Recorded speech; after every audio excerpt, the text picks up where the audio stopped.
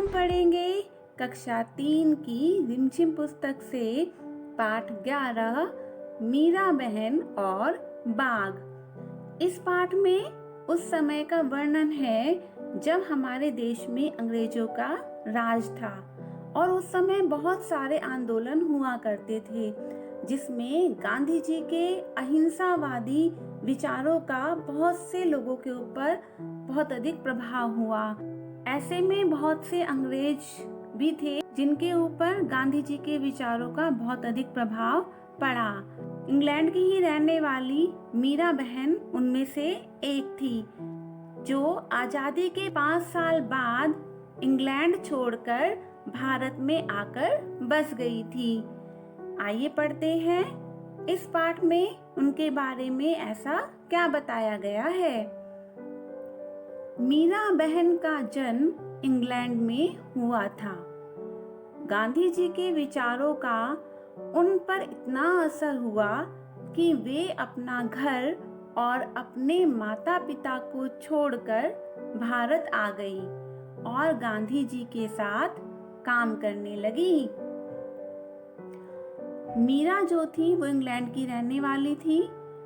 जैसा कि पता चलता है कि वो एक अंग्रेज ही रही होंगी और उनके ऊपर गांधी जी के विचारों का इतना असर हुआ कि वो अपने माता पिता को छोड़कर भारत आ गई और गांधी जी के साथ काम करने लगी। आजादी के 5 साल बाद, इसका अर्थ है कि जब हमारा देश आजाद हो गया था उसके 5 साल बाद की यह घटना है। उन्होंने उत्तर प्रदेश के एक पहाड़ी गांव गेवली में गोपाल आश्रम की स्थापना की। आश्रम जहाँ ऋषि मुनि रहते हैं, ऐसे ही उन्होंने भी एक आश्रम की स्थापना की। उस आश्रम में मीरा बहन का बहुत सारा समय पालतू पशुओं की देखभाल में बीतता था। पालतू पशु जो घर में पाले जाते हैं जैसे गाय, बकरी, भैंस, कुत्ते आदि, और भी बहुत सारे जानवर होते हैं जिन्हें हम पालतू बना सकते हैं। लेकिन केवली गांव के आसपास के जंगलों में बाघ जैसे खतरनाक जानवर भी रहते थे। अब ये देखो, यहाँ पर एक हल्का फुल्का सा धुंधली आकृति वाला आपको एक चित्र दिखाई दे रहा होगा। यह गेवली गांव का ही धुंधला सा चित्र है। लेकिन यहाँ पर जैसा कि पाठ में बताया गया है कि पालतू पशुओं की देखभाल में मीरा बहन का सारा समय बीतता था, लेकिन गेवली गांव के आसपास के जंगलों में, कहने का मतलब ये है कि जो गांव था उसके आसपास जंगल भी था और जंगल में बाघ जैसे खतरनाक जानवर भी रहते थे। पहाड़ी गांवों में अक्सर बाघ का डर बना रहता है। जो पहाड़ी गांव होते हैं वो जंगलों में ही हुआ करते हैं और वहाँ पर जंगल में ही तो जंगली जानवर रहते हैं, तो ऐसे में बाघ का डर बना ही रहता है। जंगल कटने के कारण शिकार की तलाश में बाघ कभी कभी गांव तक पहुंच जाता है। जैसा कि आज के जमाने में लोगों को घर की आवश्यकता होती है और वो जंगल को काट रहे हैं, ऐसे में जंगल में रहने वाले जंगली जानवर अपने शिकार को तलाश करते करते कभी गांव में भी पहुंच जाया करते हैं। ऐसे में बाघ भी जंगल कटने के कारण शिकार की तलाश में बाघ तक पहुंच जाया करते थे।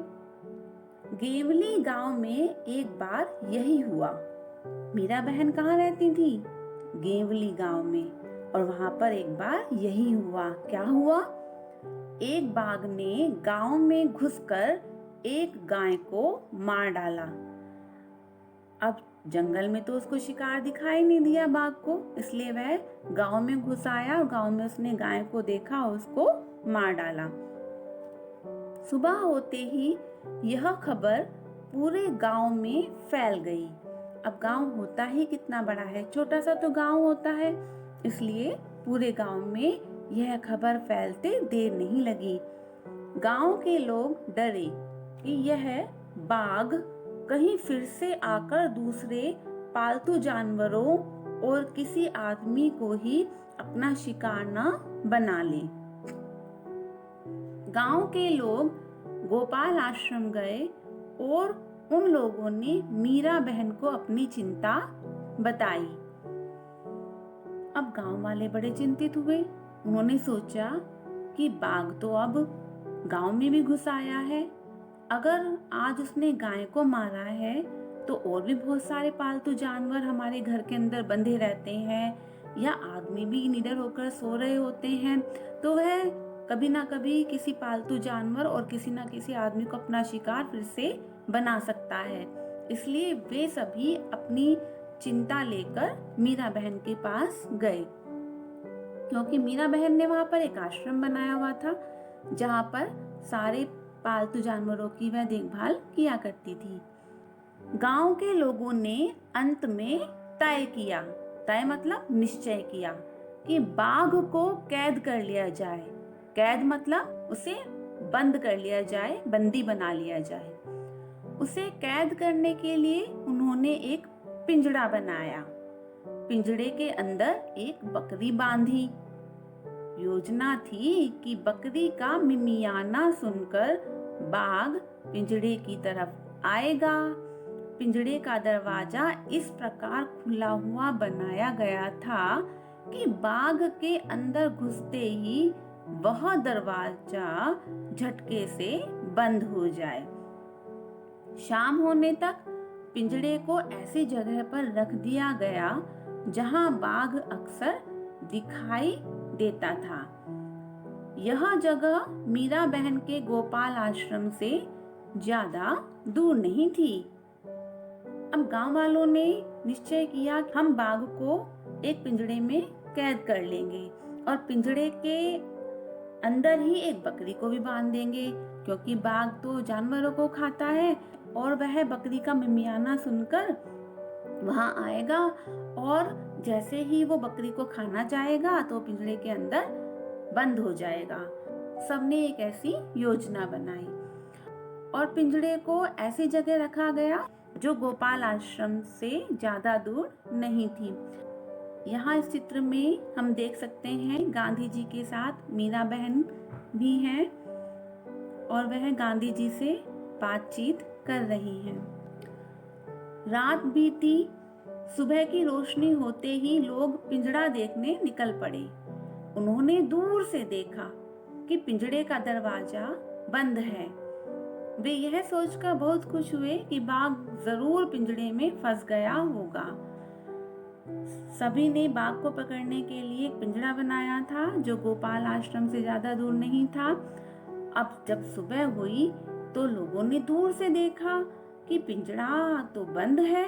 हो सकता है कि बाघ पिंजड़े में फंस गया है और वह उसे देखने के लिए आगे बढ़ने लगे। लेकिन जब वे पिंजड़े के पास पहुंचे तो क्या देखते हैं, पिंजड़े में बाघ नहीं था। लोग चकित थे। चकित मतलब लोगों को बहुत आश्चर्य हुआ। बाघ के अंदर गए बिना पिंजड़ा बंद कैसे हो गया? लोग मीरा बहन के पास पहुंचे। लोगों ने सोचा कि गोपाल आश्रम पास में ही था, इसलिए शायद मीरा बहन को मालूम हो कि रात में क्या हुआ। पूछने पर मीरा बहन बोली, देखो भाई, मुझे नींद नहीं आ रही थी। मैं सोचती रही कि आखिर बाघ को धोखा देकर हम क्यों फंसाए। इसलिए मैं गई और पिंजड़े का दरवाजा बंद कर आई। अब यहाँ पर सभी लोग आश्चर्य से मीरा बहन को देखते ही रह गए। मीरा बहन पर गांधी जी के अहिंसावादी विचारों का इतना अधिक असर था कि वो बाघ जैसे हिंसक जानवर पर भी दया कर बैठी और उन्होंने पिंजड़े का दरवाजा बंद कर दिया।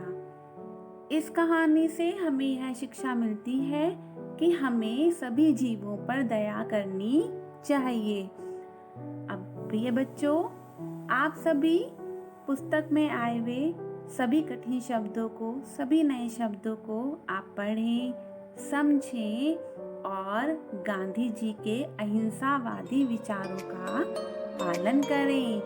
धन्यवाद।